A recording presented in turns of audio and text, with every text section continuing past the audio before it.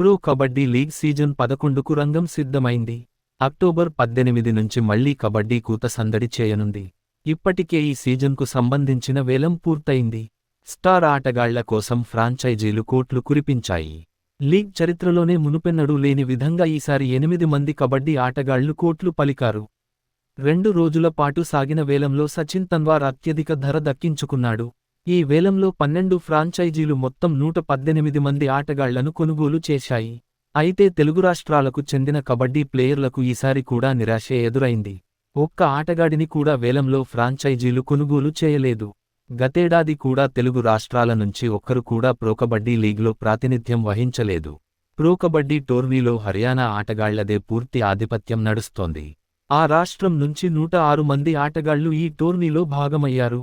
ఆ తర్వాత మహారాష్ట్ర నుంచి 39 మంది, తమిళనాడు నుంచి 22 మంది, ఉత్తరప్రదేశ్ నుంచి 21 మంది కబడ్డీ ప్లేయర్లు ఈ ఫ్రాంచైజీ లీగ్లో భాగమయ్యారు. తెలుగు రాష్ట్రాలు అయిన ఏపీ, తెలంగాణ నుంచి ఒక్క ప్లేయర్ కూడా అవకాశం అందుకోలేకపోయారు. చివరకు జమ్మూ కశ్మీర్ నుంచి 2 ప్లేయర్లు ఎంపికవ్వగా, బీహార్, జార్ఖండ్, మధ్యప్రదేశ్, ఛత్తీస్గఢ్, ఉత్తరాఖండ్ నుంచి ఒక్కొక్కరు ప్రాతినిధ్యం వహిస్తున్నారు. తెలుగు రాష్ట్రాలకు ప్రాతినిధ్యం వహిస్తున్న తెలుగు టైటాన్స్ కూడా ఒక్క ప్లేయర్ను తీసుకోలేదు. లోకల్ టాలెంట్ను ఎంకరేజ్ చేయాల్సిన సొంత ఫ్రాంచైజీ స్థానిక ఆటగాళ్లను పట్టించుకోకపోవడంపై అభిమానులు ఆగ్రహం వ్యక్తం చేస్తున్నారు. సంప్రదాయ క్రీడ అయిన కబడ్డీలో కూడా తెలుగు రాష్ట్రాల ప్రాతినిధ్యం లేకపోవడం ఏంటని అసహనం వ్యక్తం చేస్తున్నారు. ఇరు రాష్ట్రాల ప్రభుత్వాలు క్రీడాకారుల కోసం బాగా ఖర్చు పెడుతున్నాయని చెబుతున్నా ఒక్క ప్లేయర్ లేకపోవడం విడ్డూరంగా ఉందని కామెంట్ చేస్తున్నారు. పల్లె క్రీడ అయిన కబడ్డీకి సరైన ప్రోత్సాహకం లభించడం లేదనే విమర్శలు వస్తున్నాయి. ప్రభుత్వ పాఠశాల్లో నైపుణ్యం కలిగిన కబడ్డీ క్రీడాకారులు ఎందరో ఉన్నారని, కానీ వారికి సరైన గైడెన్స్, ప్రోత్సాహకం లేక మధ్యలోనే వదిలేస్తున్నారనే అభిప్రాయం వ్యక్తమవుతోంది.